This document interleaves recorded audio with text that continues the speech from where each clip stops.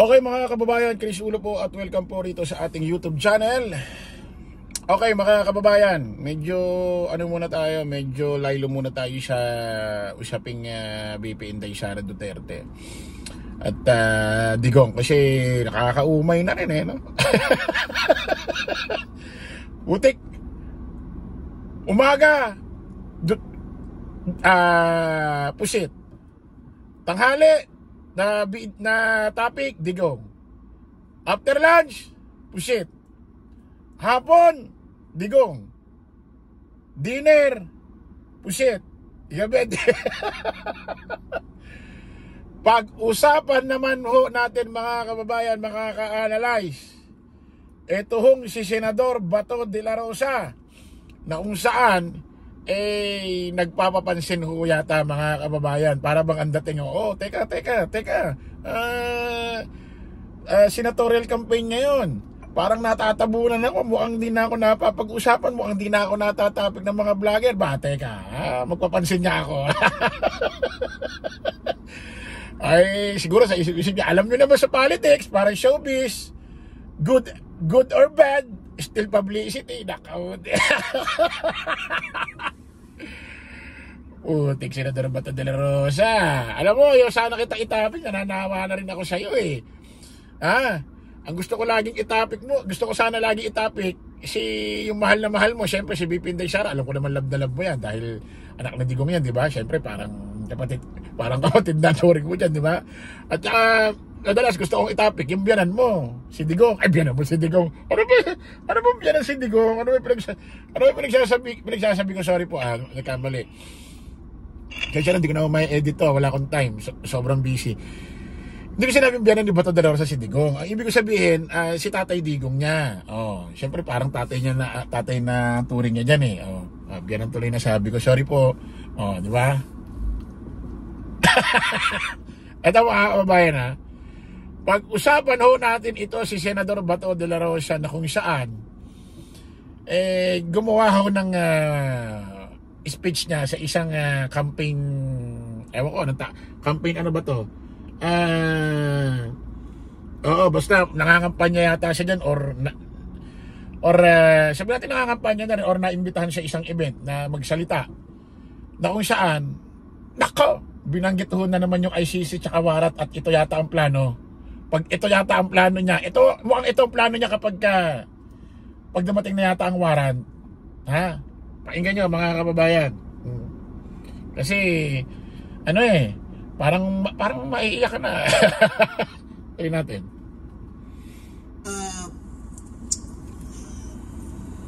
Basta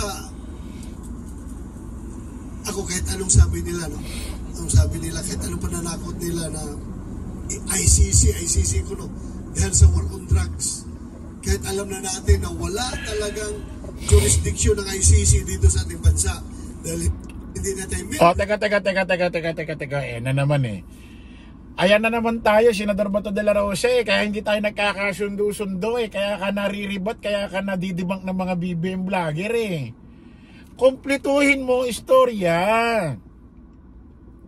O kahit ano daw dumating ang mga pananakot nila, ICC warrant dahil sa war on drugs. Hindi kung may darating mang warrant to pare sa inyong dalawa ni Digong, hindi lang ito dahil sa war on drugs. Hindi lang sa war on drugs. Isama mo yung tinatawag na extrajudicial killing. Isama mo yun. Wag inaano mo kasi pinaiikot ni lolo ko nyo yung mga mga taga-subaybay nyo ulitin natin.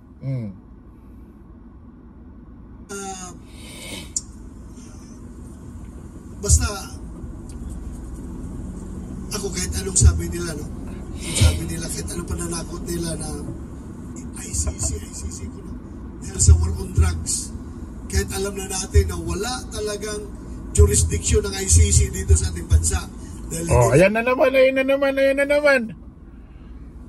Walang jurisdiction ang ICC sa Pilipinas. Kailan? Kumpletuhin mo. Ito mga kababayan for your information, nagsimula ho magkaroon ng jurisdiction ng ICC sa Pilipinas start noong 2011. 2011 po mga kababayan, mga ka-analyze. So 11, 12, 13, 14, 15, 16. Sa unang taon ho na nakaupo si Digong, kasama yan, 17, 18, 19. Ang mismo hong nagtanggal, nagputol ng ugnayan natin sa ICC, walang iba kundi si Digong. Si Digong ho, 2019. Na kung saan nagkaroon na ng war on drugs, extrajudicial killing from 2016, 17, 18. 2019 pinutol niya. Bakit? Kasi alam niya na may magpa-file na ho ng case, unang-una si dating Senador Antonio Trillanes, at po pwedeng masundan pa ito ng kung sino-sino, at after ng kanyang termino ng 2022 mayayari siya, kaya niya pinutol.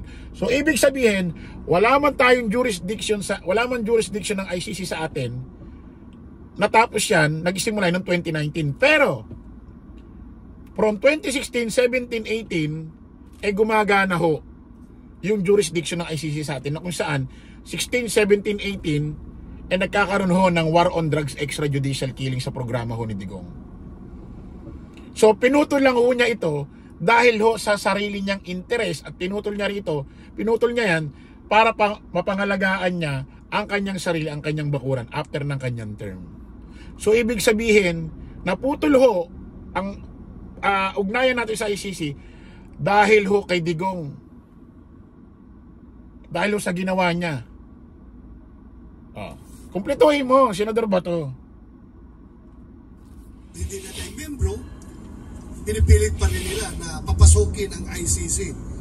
Kung si Donald Trump nga, President Donald Trump sa US, ay kakasuhan niya yung mga nagko-cooperate sa ICC, nagpapacilitate ng investigasyon ng ICC, dahil kinukonsidera nila na panghimasok sa kanilang domestic affairs yung pagpasok ng ICC. Okay.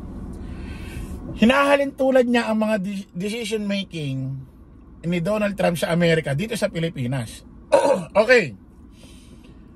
Alam mo, Senador Bato de la Rosa, kung naniniwala kang walang jurisdiction ng ICC sa Pilipinas, wala rin jurisdiction yung mga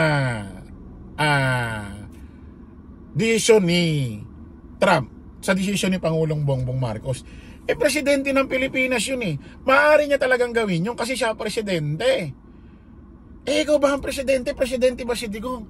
Ang presidente ngayon si Pangulong Bongbong Marcos. At nagkaroon ba ng war on drugs extrajudicial killing sa Amerika?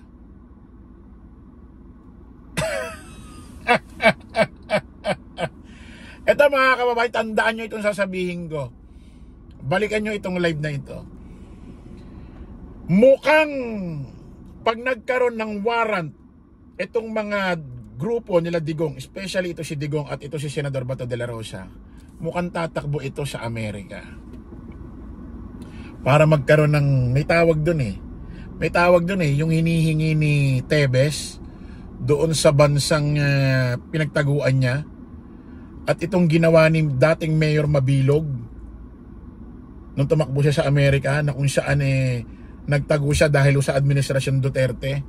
Mukhang ito ang gagawin ni Senador Bato de la Rosa at ni Digong pag lumabas na ang warrant ng ICC.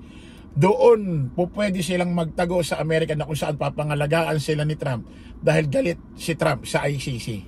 May tawag doon, nakalimutan ko lang Obvious na obvious, mukhang ito napaplanuhin Mukhang malamang ito, pag dumating ang warrant ng ICC, ililipad agad ito papuntang Amerika. Ihingi sila doon ng, may tawag doon may hihingin sila Oo, para payagan muna sila doon manirahan at walang po pwedeng umaresto sa kanila. Kung makakalipad kayo, paano kung halimbawa bigla kayo ilipad? Pagsakay nyo ng private plane, sabihin ng piloto, saan kayo? Ilang kayo? Dalawa ho. Umaga parang jeep ilang kayo? Dalawa ho. Sino yan? Si Digong ho ito tsaka si Bato.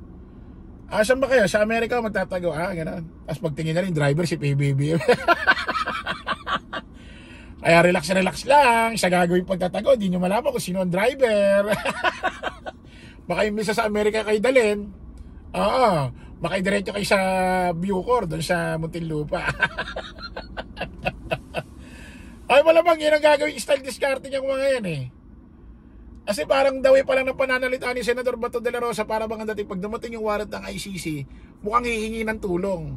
Mukhang hihingi ng tulong sa Amerika kay Donald Trump dahil parang malakas ang loob nila humingi ng tulong doon dahil alam nila si Donald Trump galit sa ICC. Talagang mabibigyan sila ng proteksyon. Nakalimutan ko lang yung salita na yun, yung inihingi ni Tebes doon sa bansang pinagtaguan niya yung basta may tawag doon. At itong ginawa rin ni Mayor Mabilog sa Amerika nung nagtago siya doon, nagpunta siya ron nung panahon nila Duterte. Okay mga kababayan, maraming salamat po. Kita-kita ulit tayo sa panibagong live, panibagong vlog. Paalam po ba samantalangin yung lingkod Dos Chris Ulo. Lagi natin tatandaan doon, follow the majority, follow the right way. Maraming salamat. Kita-kits po tayo ulit. Bye bye.